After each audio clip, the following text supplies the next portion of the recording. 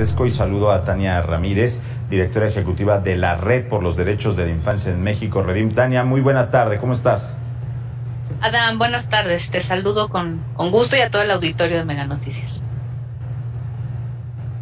Oye, pues se habla y se insiste de un regreso a clases presenciales en todo el país, pero hay cuestiones de salud, hay cuestiones de infraestructura educativa y muchas otras. Es el momento de regresar a clases, en el momento de esta pandemia. Yo creo que nos llevamos preguntando varios meses si sería el momento, ¿no? Y pareciera que estamos en una circunstancia extraordinaria que ya se extendió demasiado tiempo. Probablemente haya que asumir que no va a haber un momento ideal en el que las cosas vuelvan a estar como estaban antes, pero lo que sí es muy claro es que a más de un año del cierre de las escuelas, los efectos sobre las vidas de niñas, niños, adolescentes empiezan a ser claramente nocivos. Entonces, entendiendo e incluso compartiendo como el nervio, el temor que puede dar por el retorno, la verdad es que hay varias consideraciones que hacer para sacarnos de la idea esta suerte de estigmatización en la que está entrando el contacto escolar.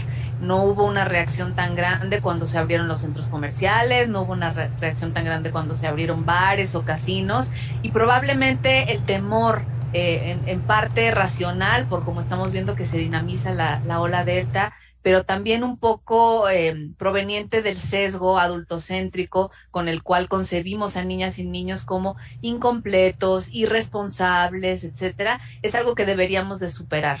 Niñas y niños son perfectamente capaces de comprender y adquirir los hábitos de sana distancia. Muchos de ellos son incluso más responsables que muchas personas adultas que hemos visto, y las escuelas también representan un espacio de protección, eso lo tenemos que tener muy claro. Son un espacio de contención que ayuda a reducir el trabajo infantil, que ayuda a reducir otras expresiones de la violencia, que en los casos, digamos, de alimentación, cuando esto era posible, era el espacio en el que muchas familias podían darle una única comida completa y plena a niñas y niños, y son un espacio también de contención para que no haya reclutamiento a niñas, niños, adolescentes, que no haya violencias en sus hogares. Tristemente, los hogares no han resultado ser el espacio seguro y de contención para muchos niños y niñas. Y todo lo que tiene que ver con el desarrollo metabólico, cognitivo, emocional, social, afectivo, está siendo muy deteriorado. Entonces, eso también está detrás del llamado que hizo UNICEF a nuestro país para ir volviendo a las clases. Somos el último país en nuestra región en volver. En todos ha sido una vuelta híbrida, combinada con otro tipo de actividades, mitad y mitad, pero sin duda nos pone una reflexión que ya era urgente y ya era una deuda en nuestro país, que es revisar las condiciones en las que están nuestras escuelas, ¿no es cierto?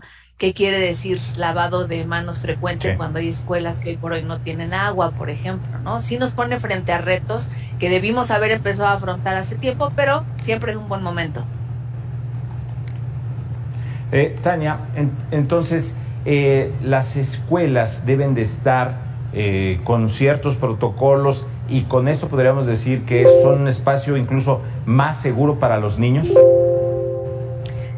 Frente a lo que implican determinadas violencias, sí es un espacio más seguro la escuela, sí que se deben de implementar estas medidas de bioseguridad, y esto va a ser muy importante hacerlo en un acto de corresponsabilidad y de coordinación entre las comunidades escolares y las comunidades familiares también. El retorno tiene que ser seguro, y para que esto sea así, si es necesario que no asistan de golpe todo un grupo, si las condiciones de los salones no tienen la ventilación ni el espacio suficiente, pues es una medida que se debe de tomar, y ahí la verdad es que van a ser maestras, maestros, directivos, padres de familia quienes van a poder regir mejor ese tipo de decisiones, ¿no?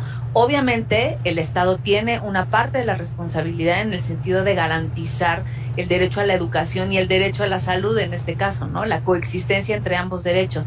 Entonces va a ser muy importante esta evaluación que hagan las escuelas sobre sus espacios y sus necesidades, para que en un diálogo colaborativo le hagan saber a sus autoridades, y en un término de exigencia justa, pidan la provisión de los materiales, del personal, de la limpieza que sea necesaria, ¿no es cierto? En realidad lo que estamos observando es que también ya hay una crisis de aprendizaje, hay una crisis de angustia. No nos hemos referido a las niñas y a los niños en este contexto. Han sido muy poquitas las consultas que se han hecho para preguntarles si quieren o no estar en clases. En Ciudad de México se hizo una consulta hace unos días por la Comisión de Derechos Humanos local. 7 de cada 10 niños y niñas y adolescentes dijeron que ya quieren volver a clases, ¿no? El agotamiento de las familias, la dinámica de confinamiento, la violencia al interior de los hogares y la afectación en eso que se conocía antes como las habilidades blandas, que es todo lo que tiene que ver con la socialización, la comprensión en la postura del otro, de la otra, la negociación, la empatía, son cualidades fundamentales para el desarrollo de cualquier sociedad. Y tenemos que hacernos cargo de que a niñas y niños les hemos quitado la libertad, les hemos quitado el contacto con sus pares, la posibilidad de aprendizaje, de desarrollo físico, incluso en un país obesogénico como el que tenemos, y les hemos interrumpido ya mucho la vida. No se trata de levantar, a abrir las puertas y que retorne todo el mundo a como antes lo hacíamos. Obviamente nunca se va a volver a estar como antes estábamos, pero tenemos que ponernos en el modo de cómo sí lograrlo y no en los porqués no.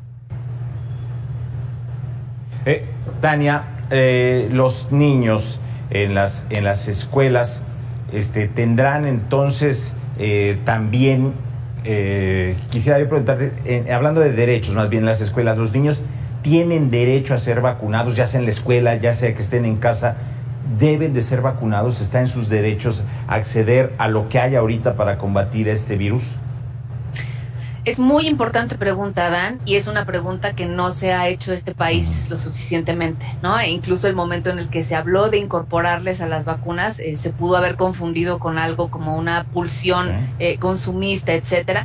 No, ese es el caso. Por supuesto que una vez la ciencia y la evidencia científica lo avalen y todas las regulaciones lo permitan, deben ser un grupo de población contemplada.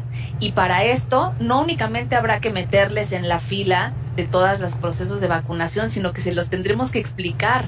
Es que en esta pandemia no le hemos explicado a niñas y niños qué ha estado sucediendo, ¿no? Digamos, en términos oficiales incluso, un mensaje oficial en donde las autoridades del país le cuenten a los niños y a las niñas qué es lo que va a suceder, no lo hemos tenido. El mundo adulto entró en fase de vacunación, todo el mundo hablaba de vacunas y nadie les explicó por qué ellos no estaban en la lista, ¿no?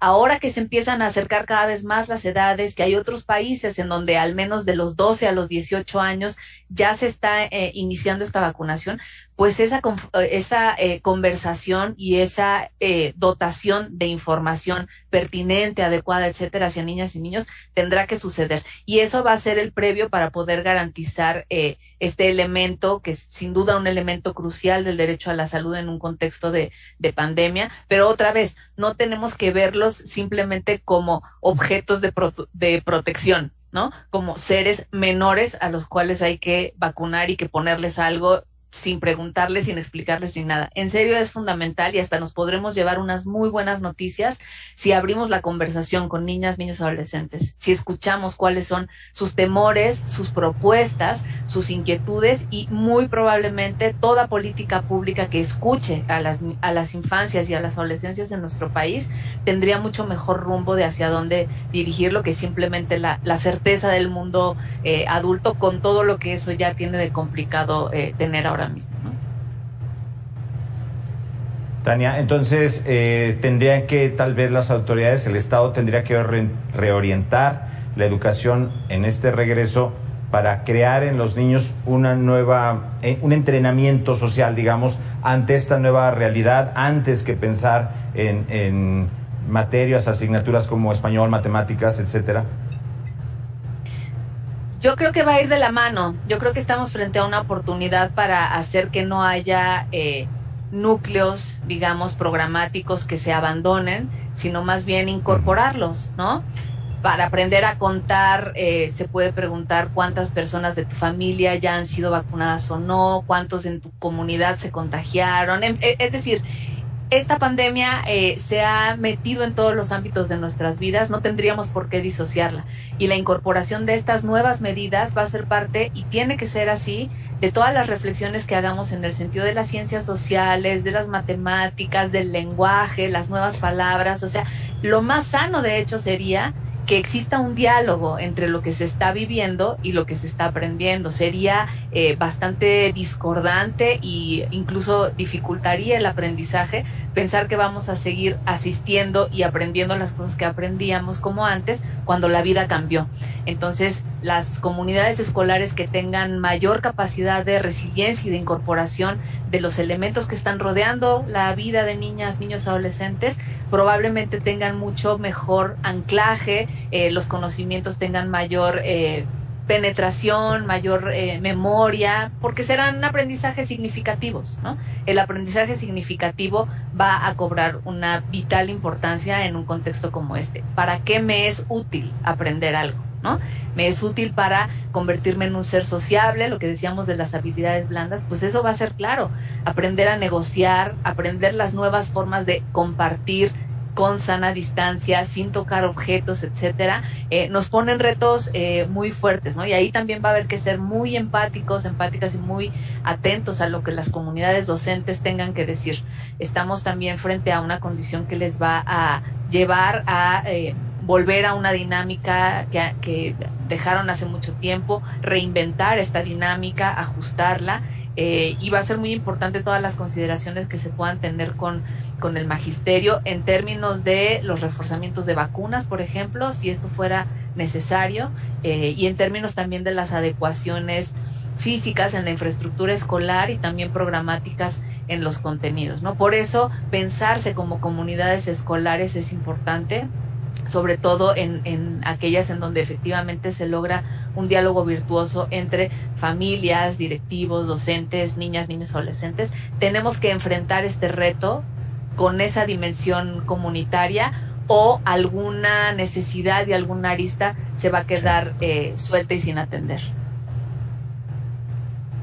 Tania, entonces va a cambiar entonces todo. El recreo, compartir el lonche, compartir la torta,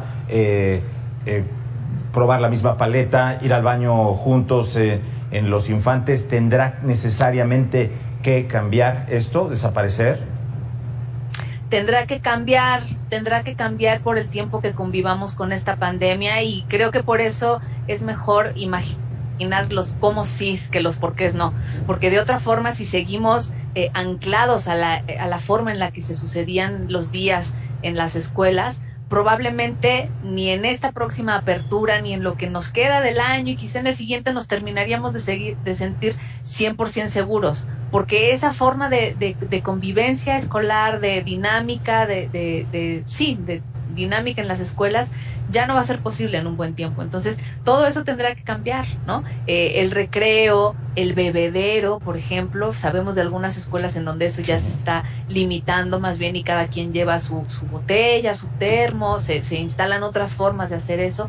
La ventilación en las escuelas, tendrá que modificarse el mobiliario, tendrá que modificarse la forma en la que sucede el recreo, por ejemplo, ¿no? La hora del lunch, pues a lo mejor hay que hacer uso del patio de una determinada manera, y hay que hacerlo gradualmente. Primero hacen el lonche los de primero y segundo, luego los de tercero y cuarto, ¿no? Tenemos que imaginar esas soluciones para poder seguir adelante, porque y además vale la pena escuchar cuáles son esas nuevas experiencias, esas formas de aprendizaje, esas buenas prácticas que en otras escuelas, en otros países de la región se pueden estar implementando, para imaginar cuáles son esos ajustes, ¿no? Y una vez con esos ajustes, probablemente también las personas que todavía tienen más inquietud y más temor puedan ir adaptándose a esta nueva cotidianidad.